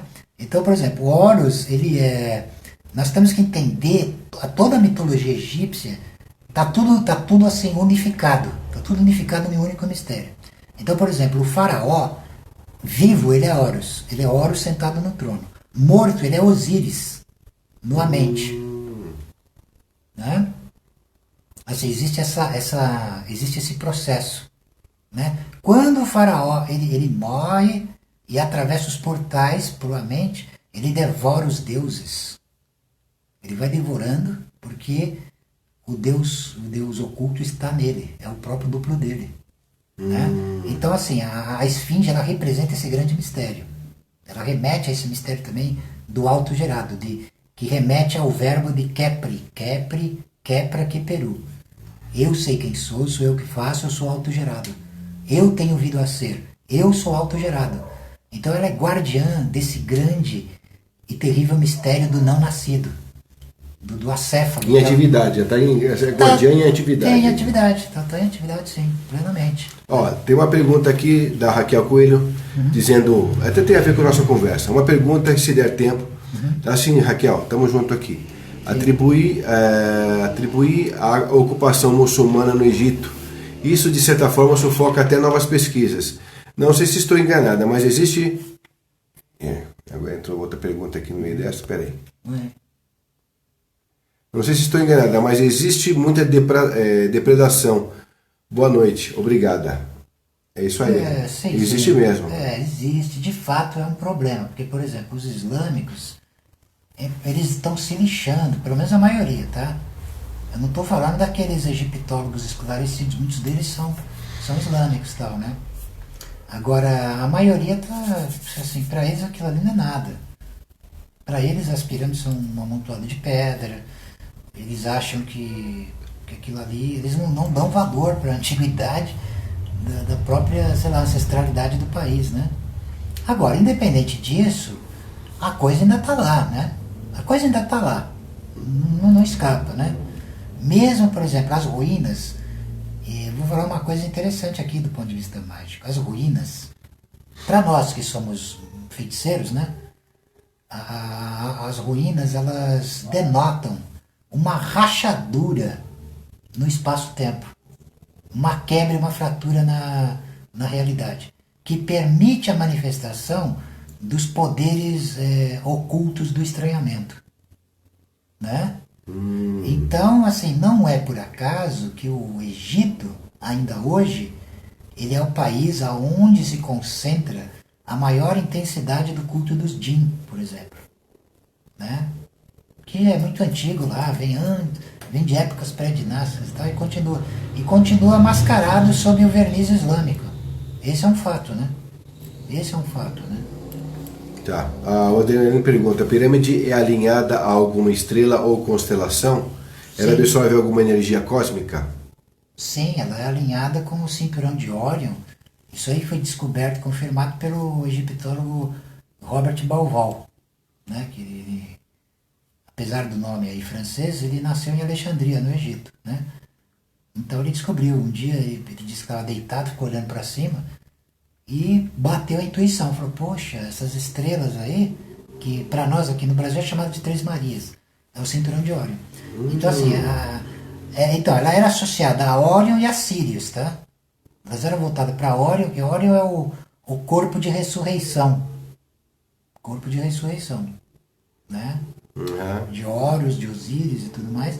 E Sírius é uma estrela também importantíssima, que está associada aos mistérios de Sete, né? Na antiguidade, a grande pirâmide estava alinhada com a estrela Alfa Draconis, que era para onde o K do faraó se transportava né, no ritual da mumificação e tudo mais. Tá. Ricardo fala assim, a flor da vida em desenho no teto do interior do templo de Osíris, em Abidos, no Egito. Essa é a flor da vida que ele estava se referindo. Sim. Aí ele continua, a flor da vida em desenho no teto. Então, quer dizer, eu acho que aí no caso dessa flor da vida é aquela referência bem em cima do templo mesmo. Tem a ver também. Tem a ver porque assim, como é que é? O hexagrama, que são 2 triângulos interpenetrados, ele é essa flor aberta também, que é uma conjunção tântrica, tá? A pirâmide para cima é o Fala, a pirâmide para baixo é a Ione, né? Formatando a totalidade, né? Então isso tem a ver, sim. Também, assim, Osíris, ele era um deus que, assim, no seu aspecto de face verde, ele representava os mistérios menores da imortalidade no sentido da regeneração e germinação da natureza através das fases sazonais, né? Da primavera, outono, primavera, verão, outono e inverno, né? Agora, quando ele aparece com a face negra, aí o mistério vai além da natureza. Aí ele se tornou o Deus sem face, né? E despertou nas trevas exteriores. Eu não sei se além da natureza. Tá, eu não sei se essa pergunta que chegou aqui pra gente aqui, ela foi feita agora exatamente, ou foi feita já... Porque o que chega pra gente aqui muitas vezes já tá aí, só que agora só que chega, né? E agora passou aqui, já não sei onde tá. Mas enquanto ele não vem, eu tô querendo dar um abraço aqui também ao Sérgio Cazu, a Sandra Regina Correia Toge, a Flanelinha, valeu Flanelinha, obrigado querida. A Cristina Barata, a Deise Freitas, a Dilson Silva também está com a gente, a Raquel Bachiega, né? José Roberto, a Dilson Silva, a Rosane Guimarães, Maria Selma de Biase também está assistindo a gente. Grande Jairo Periafricania, que tem uma grande obra legal aqui no rap, o nosso artista da casa aqui. A Karina Piejar, obrigado minha querida, beijo para você Karina. A Beatriz Rodrigues, Raquel Coelho, Rodrigo Alves, a Silvana já falei, né? A Ivone Molaco. Oi Ivone, minha querida cliente aqui também de longas histórias, de várias histórias. José Barros, José Roberto Rezende, enfim. Mário Bibiano, meu querido amigo aqui também, faz tempo que eu não vejo, Mário, grande artista. Adriana, que a gente já falou, Jean Keller, Luciene Maria Tigre, legal. Sandra Schalasta, é um nome diferente. Legal. Eliana de Grave, valeu querida. Então tem bastante gente aqui, Janaína Brandão, Maria Eduarda Brandão também chegando, dando oi, valeu Maria querida. A Cília Napolitano também está assistindo, obrigado. Cília é uma grande terapeuta holística também aqui, já teve no nosso programa falando sobre coisas bacanas. Legal, muito bom. Ivan Rodrigues também, nosso violinista, tem vários artistas por aqui. A Lourdes Silva, valeu querida. Enfim, tem bastante gente. Ronla, José Eduardo, Deise Freitas, como eu já falei, José Aldo de Melo. E lá embaixo, Marilúcia Espósito, a Katia Cherubino, valeu querida. Ricardo Neves Epitafio, que a gente já tem respondido para ele aqui. E vamos ver lá embaixo, Edgar Olímpio de Souza. Valeu Edgar. Abração para você, querido. Elvio Rocha, Arnaldo Lima, Rilmar Godinho, Silvana Celani, como eu já falei, o Jaque Brito. Valeu, Jaque. Maristela Marcondes, Eduardo Serra, e assim vai, né? Aí tem aqui mais perguntas aqui. A Eduarda está falando, a Eduarda Serra. Boa noite. Boa noite também para você, Eduarda. Boa noite. E o Gleiton Serra. E o curso, Zé? Como faz? Então, Essa é a pergunta do Gleiton para você aí. Pois é, cara. Eu tô formatando ele. Vai ficar muito legal. Não vai demorar muito, não. O que vai englobar esse teu curso novo aí? O que vai englobar esse teu curso aí? O que vai rolar? Assim, eu tô colocando aí... Tô colocando coisas extremamente inéditas aí no que se entende sobre magia egípcia, né? Eu falo isso porque eu não opero do nível das máscaras cósmicas para cá. Eu opero atrás delas. Eu opero no nível do próprio caos. Ele pergunta, é na modalidade EAD? Como que é? É na modalidade EAD, eu não sei o que é EAD. Você está falando do quê? De... É desse curso aí. Tá, mas isso aí é o quê? Se refere a tecnologia de vídeo, esse tipo de Eu coisa? eu acho que, eu não sei, ele vai dever responder aqui pra gente Tá sobre, bom. sobre a tecnologia. Eu estou mas- fazendo, como é que é? Online, né? Porque fica mais fácil. Houve o cancelamento do curso presencial porque não tinha, as pessoas não tinham tempo para se deslocar, uma série de coisas. Então eu tô, a princípio, eu não descartei a ideia, tá? Não descartei a ideia da gente também fazer, eu não vou dizer direto, mas pelo menos um. Ah, tá, presencial ou à distância, isso que ele perguntou. Então é isso. Para assim, eu também ainda quero formatar alguma forma também de contato para a gente ter alguma espécie de contato, não precisa ser direto, mas pelo menos, né, alguma vez o pessoal chegar perto e tal, porque é interessante É porque o Gleiton... a transmissão é importante, a transmissão oral ela é importante também. É, sem dúvida. Né? O Gleiton mora no norte, enfim, tem muita gente Sim. que mora em outros Não, lugares e outros então, países, é inclusive. para dar conta de atender todos eles. Mas assim, vai valer a pena assim, mesmo essa espera toda vai valer a pena, porque eu vou colocar algo que nunca foi colocado. Esse é um Isso que fato. é legal. Nunca foi colocado. Eu não estou falando só a nível de Brasil. Não estou falando só a nível de Brasil. Estou falando a nível mundial mesmo, tá? Então, assim, os tempos, digamos, estão maduros e eu tenho... Aptos para o conceito, né? Acho que vai eu dar. tenho certeza que as pessoas certas se apresentarão, né? Elas se apresentarão. As pessoas certas para a coisa se apresentarão. Então eu estou fazendo o meu papel aqui, assim, eu estou me movendo, eu estou assim, serpenteando todas as dificuldades. Não estou me intimidando com nenhuma delas, assim. Tô tentando chegar junto para que todo mundo receba essa Vai informação. dar certo, fica tranquilo. Porque assim, isso mostra que a coisa é realmente valiosa. Né? Tudo que é precioso, pessoal, é conquistado com dificuldade mesmo, cara. Assim, não é uma coisa gratuita. E você me fez lembrar do Precioso do Anel lá. Então, mas assim, vai valer a pena sim, por quê? Já deu certo, Gleitão, é isso aí. Porque, assim, o fundamento, além dessa sistematização inédita, e esse fundamento simplesmente vai permitir que vocês operem com todos esses sistemas que vêm depois. Você vai entender que a raiz, por exemplo, a própria raiz da cabala, da alquimia, do hermetismo, né, da gnose, tá tudo lá. Então vai ser, é muito fácil você operar com isso. Eu não estou falando só teoricamente não, estou falando também de magia prática efetiva, magia ritual, cerimonial e tal. Ela tá plena de elementos egípcios ocultos que as pessoas usam e nem se dão conta quando estão manejando aquilo ali. Uma vez que você tiver consciência disso, nossa, a potência da coisa vai a níveis inomináveis, né? Então a ideia a ideia mesmo que eu estou colocando em prática é para desenvolver um nível de excelência mesmo, de excelência e mestria em todos os níveis, não tendo como ser contestado. Não tem como ser contestado. Pois é, a gente falou sobre esse lance do anel aí.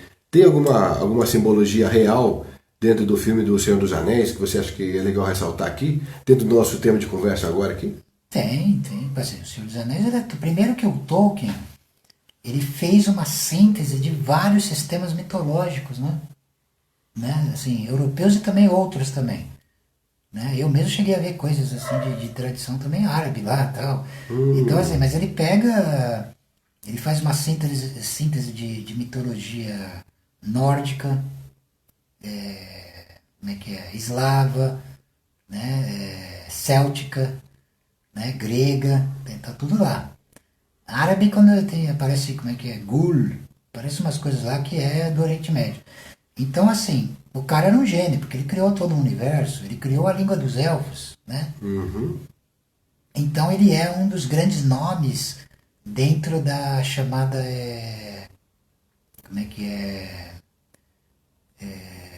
literatura fantástica épica, né?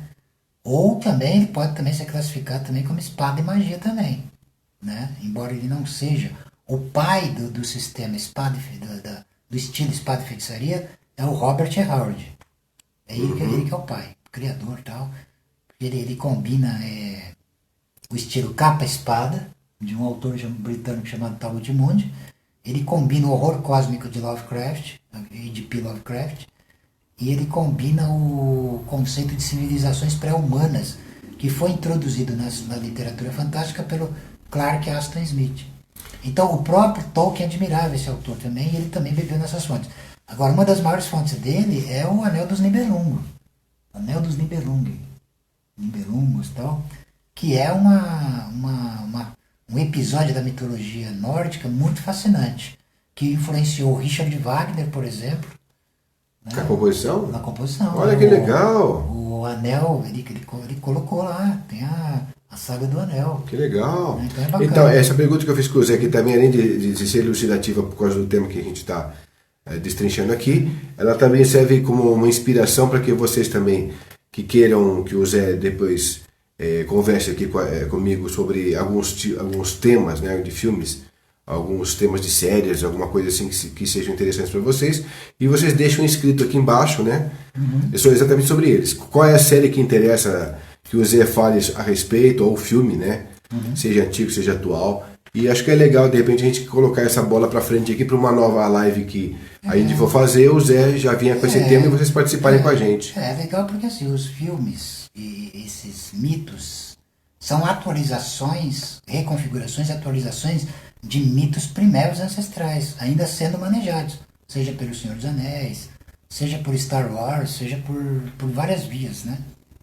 Pelos animes japoneses, mangás japoneses, que mexe com mitologia o tempo todo. Tá, Carlos Campineiro chegando. Ô, meu querido, um grande abraço para você aqui, saudade de você, viu? E o Gleiton Ferreira diz assim, o tetragramaton, peraí, acabou saindo. O tetragramaton pode ser usado como amuleto? Já vi alguns anéis com o símbolo. Fale um pouco sobre, por favor. Pode ser, né? Porque ele é uma configuração de poder.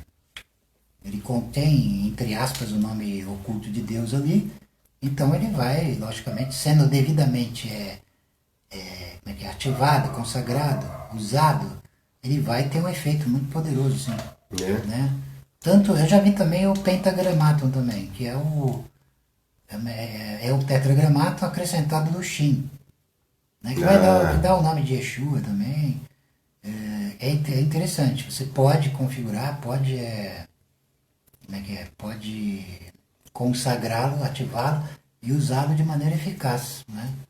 Aí tem o Ricardo perguntando, Zé, com todo esse conhecimento, qual a sua opinião de Deus, ou uno, ou imanifestado, pois todo este poder e conhecimento de criação emergiu de algum lugar, pois a criação só se manifesta no Criador. Sim, aí essa pergunta do Nélio é perfeita, apesar que a resposta é bem complexa, né? Assim, tudo bem, eu me refiro a esse poder através dos véus da tradição do deserto egípcio, tá? Estou falando da minha questão particular, tá? Então me experiência pessoal, né? Então eu me refiro a ele como o Senhor do deserto, oculto Deus sem face, antecessor, né? Espírito egípcio, né? Estrangeiro dos estrangeiros e a velha serpente, né? Tá. Que são máscaras hipostáticas e manifestações que ao mesmo tempo ocultam esse mistério aí. Isso. A Adriana está perguntando, Zé, em relação às runas que você falou, já li que isso se aplica também a Glastonbury, que tem um portal naquele local que atravessa dimensões para Avalon. Também. Nesse caso, então, o passado e presente estão interagindo o tempo todo pela magia, por esses portais? Sim. Boa pergunta, viu, Adriana? Excelente, Adriana, excelente, porque assim, há um presente imediato, um tempo sem tempo. Então, também é uma coisa curiosa que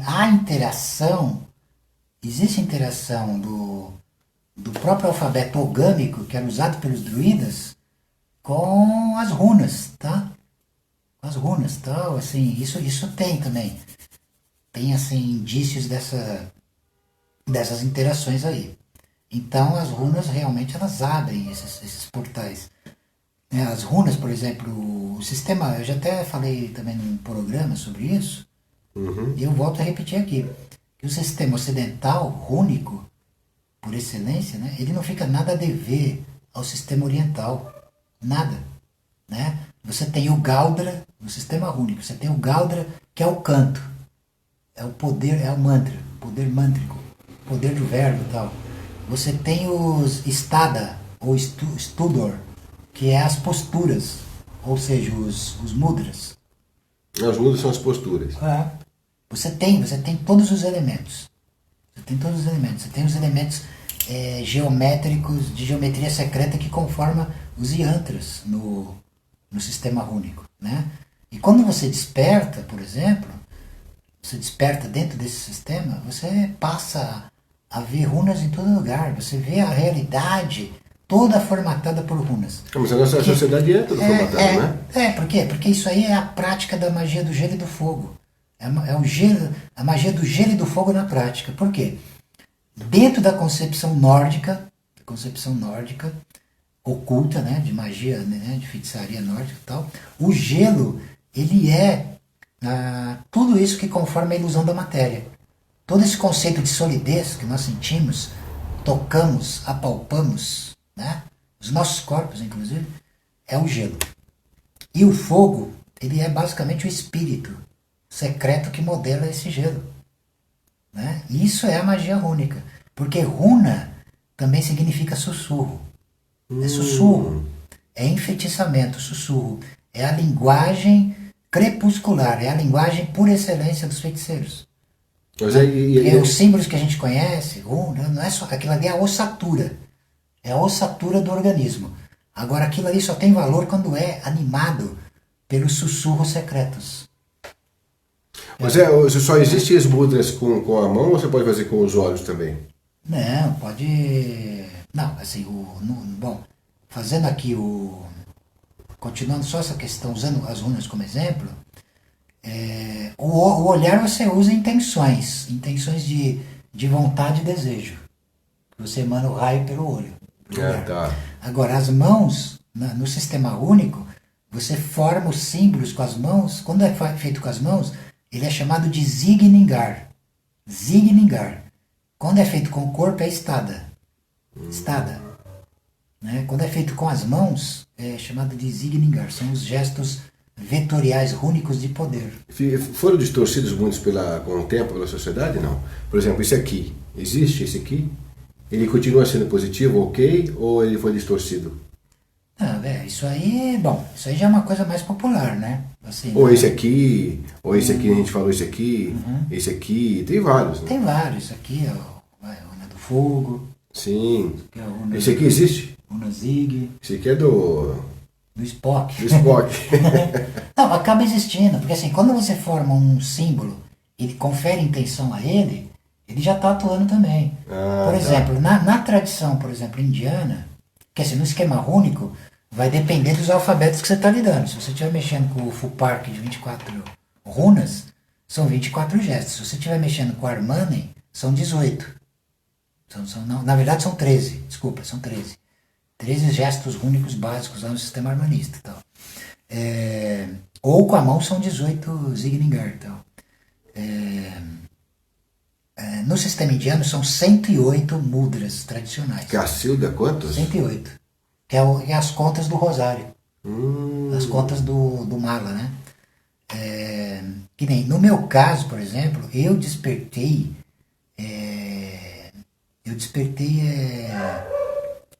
como é que é? Mudras ofídicos. Como é que são? Então, não dá pra falar. Não tem, porque assim, eu não escrevi, eu não publiquei isso e tal. Mas assim, eu recebi isso pelo sangue. Pela memória ancestral do meu próprio duplo manifestado aqui no presente. Então eu trouxe essa coisa. Então, por exemplo, você pode aprender a coisa ou por essa via, como eu, ou pegando de uma via tradicional, que é tipo assim, pegando numa... Porque tem livros, inclusive, sobre isso, com os 108 mudras e tudo mais, e também livros com sistemas rúnicos e tal, né? Então, como é que se diz? existem formas, assim, digamos, variadas de você lidar com isso, despertar isso, ativar isso, né? Mas é muito poderoso, isso funciona muito bem. Você falou em ativar? Ativar. Aí o Gleiton perguntou assim, qual é o melhor ritual para ativar o tetragramaton? Para ativar o tetragramaton, você, sei lá, assim, basicão mesmo, você vai começar lá pelo ritual de banimento da cruz cabalística, do pentagrama da cruz cabalística, que é aquele ritual ensinado pela Golden Dawn, tá? Começa por ali, você tem que começar de uma coisa bem básica.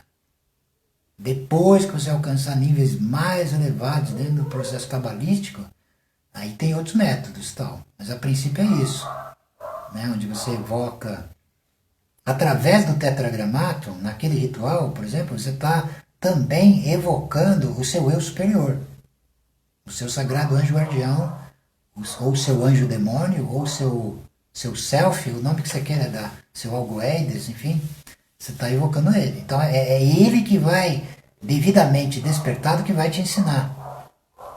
Né? Você vai obter muita informação por isso. Então pode começar pelo básico aí e tal.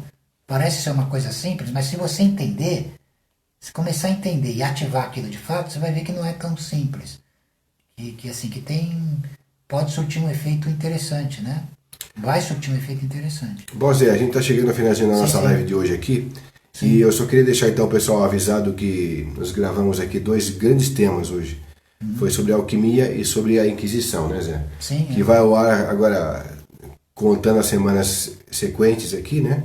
A gente vai postar o próximo programa na segunda que vem. Na segunda, não, sábado, né? Para você é melhor sábado participar, né? É melhor, senão não vou ter como... É nesse sábado agora, você já pode, né? Já tenta ver. Pode ser. Eu vou combinar com você aqui se vai ser nesse sábado ou no outro, tá pessoal?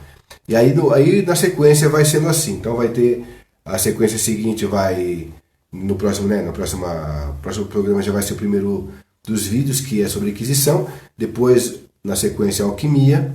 Que tudo isso que nós conversamos está tudo interligado. Tudo tem a ver com magia, tá? Está tudo interligado. E aí, por último, a reprise desse aqui que nós estamos conversando agora com vocês, que vai também para o YouTube, onde vocês podem depois perguntar mais alguma coisa para o Zé por lá, podem participar com a gente por lá. E eu deixo frisado mais uma vez aqui, que a gente tocou no assunto sobre filmes e sobre séries, alguma coisa que vocês queiram que a gente comece a falar sobre eles aqui na próxima live que eu tiver com o Zé. Então, deixando embaixo deste vídeo, por exemplo, a gente já vai ter referência de algum filme bacana que vocês querem que a gente comece a falar, né? A gente mostra alguns detalhes sobre o filme e aí a gente começa a explorar um pouco. Inclusive você tem umas ideias de filmes muito legais para os internautas assistirem, não tem? Você pode repassar para eles aqui, porque isso depois pode ser motivo de boa conversa. Até tem, é verdade. Alguns que eu já indiquei. Você indicou para mim muito legal, Cidade das Sombras, eu acho. Isso é muito bom. É legal esse filme, Cidade das Sombras. Qual mais? Cidade das Sombras, que mais? A gente viu há pouco tempo também sobre aquela tríade lá do Corpo Fechado. Isso é bom, também como o vidro que é o último, mas o intermediário é o... Eu sei qual é o... Fragmentado. Fragmentado, mas Corpo Fechado é o primeiro, Fragmentado o segundo e Vidro é o terceiro. Então. É bom também. É legal porque também tem muito a ver com... O Zé tem bastantes elementos para colocar dentro do filme, que não é simplesmente um estudo filosófico da ideia, né? Tem um excelente sobre ufologia, que é o 6 Dias sobre a Terra. Que legal. 6 Dias sobre a Terra, que tem a ver com o ufólogo Conrado Malanga, que é um cara que eu indico também, muito bom. Ele tem uma visão muito penetrante, muito avançada sobre o tema. O filme tem 1h30 só, mas é rico em simbolismos também. Isso que é legal. Muito bom mesmo. Então. Você acha pela internet, que assim, não saiu aqui no Brasil, porque é um filme italiano. Ele não saiu em locadora nem nada, então você acha pela internet mesmo. E aí a gente falou sobre o Senhor dos Anéis, mas pode até ser o filme também, uma parte do nosso bate-papo pode ser esse filme também, né? Esses novos, como é que fala? Esses filmes épicos, fantásticos que têm sido ultimamente colocados aqui, que são legais, né? Até aqueles filmes mais bobinhos, entre aspas, né? A Bela e a Fera, por exemplo, tem uma simbologia incrível, né?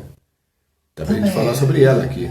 Dá pra falar sobre... A gente falou sobre uma série de histórias infantis, né? Que foi legal. A gente falou sobre Pinóquio. Quem depois quiser ter curiosidade sobre histórias infantis que tem um fundo diferenciado, tem os vídeos que a gente fez com o Zé, histórias em quadrinhos também, né, Zé? Nós fizemos vários outros de super-heróis. Tem também. Mas Então, nós vamos focar, não vamos deixar de focar nas questões mais densas desses conteúdos aí. ciências ocultas, exato. Desses conteúdos. Nós Porque não vamos dispersar. a gente vai falar sobre o filme dentro dessa ótica. Também. Bom, pessoal, então a gente vai ficando por aqui. Espero que vocês tenham gostado desse bate-papo. Obrigado por estarem conosco por aqui. A gente vai deixando o Zé também dar o seu parecer final, porque, como eu falei, a gente vai nas sequentes aí aos temas que a gente começou a falar aqui, né, que são alquimia, inquisição e reprise desse tema aqui, que é bem legal. Sim. Vai lá, Zé, você quer deixar algum parecer final aí? Eu agradeço a todos, é sempre um prazer estar interagindo com vocês. As perguntas são fascinantes, são profundas, né? E a gente procura esmiuçar isso mais a fundo, né? Quem tiver alguma dúvida também aí de indicação de livros ou qualquer coisa, pode também me contatar, não tem problema. Qual que é o teu contato, Zé? O WhatsApp? O meu WhatsApp pessoal é o 984166800. E tem um outro que a Lena também me envia, né? Me repassa contatos também, que é o 982510298, né? É o WhatsApp também. Então é isso, para uma série de coisas aí. E para quem quiser também pegar um pouco mais de conteúdo, escrever para você alguma coisa maior, pode ser por e-mail, né? No Marilena underline. Isso, É Marilena underline Oliveira, é isso? Eu acho que tem que ver. @yahoo.com, eu não lembro, acho que é isso, né? Bom, de qualquer forma tem nos outros vídeos que fizemos juntos, tem lá o e-mail dela. Acho que é Marilena underline Oliveira yahoo.com.br, se não me engano. Bom, então, pessoal, só posso agradecer porque a gente está junto mais uma vez. O curso vai sair online, tá? A formatação dele e tal. Eu estou ajeitando legal para ficar bem legal e acessível e tal. E também estou aí também para consultoria também. Isso aí, prática. Quem tiver necessidade de alguma coisa aí, né, nesse campo aí, pode me contatar também. A Adriana falou, valeu Zé e Fred, como sempre, maravilha, adorei. Obrigado, muito obrigado a vocês dois, top. Obrigado a vocês também, todos Valeu. vocês, hein? É isso aí, Valeu mesmo. Obrigado até a próxima, né? É isso aí, ficamos por aqui então, pessoal. Que vai ser bem breve. Conectados aí para um próximo tema que vai ser legal. A gente ainda vai trazer bastante coisa bacana, né, Zé? Vamos. Magia árabe. Isso, vai ter magia Vai árabe. ter, putz, Vampirismo. Vampirismo. Vai ter luciferismo também. Todos esses temas aí que o pessoal tem pedido vai ser destrinchado. A gente tem bastante coisa bacana para colocar para vocês aí. Aí a Fernanda também fala, ótima live, amei. Valeu, querida. Valeu. Um abraço. Fernandinha com a gente também mais uma vez. Obrigado, Fernandinha. Ela foi uma das causadoras, na verdade, a principal responsável pelo tema ser esse de hoje aí. Olha que legal. Ela sugeriu o tema. Obrigado, hein? Valeu, Fernandinha. Você é formidável, escolheu muito bem. É isso aí. Bom, a Maria Eduarda também disse que é maravilhoso. Obrigado, viu, Eduarda, por estar com a gente aí, em mais esse momento conosco aqui. Paulo Floresta está assistindo, está dando um toque, um final aqui. Aí a Denise Hoffmeister diz, muito bom, gratidão. Desculpa se eu errei teu nome, Denise. Mas valeu então a todos que participaram com a gente. Só desculpa a gente não ter colocado mais perguntas de quem nos enviou, mas não chegou pra gente. Então, todo mundo que a gente falou que chegou pra gente aqui. Quem a gente não falou porque não veio pra cá. Quando isso aqui for postado de novo, pode entrar de novo, quem não conseguiu e perguntar de novo lá, né? Eu vou dando um jeito de responder, exatamente. Porque a live vai continuar sendo uma live, né? Só que agora o Zé, lá do outro lado no YouTube, ele pode responder coisas que vocês estão perguntando pessoalmente lá. Não já eu fica perguntando pra ele aqui. A Rosane Guimarães também diz gratidão, amados. Valeu, Rosane. Valeu. Obrigado por você estar com a gente. Um abração. E ficamos então com esse Tocando Oculto por aqui, numa live do grupo. E contamos com vocês numa próxima oportunidade. Ok, pessoal? Valeu então, obrigado e até lá. Tchau. Tchau. Bacana.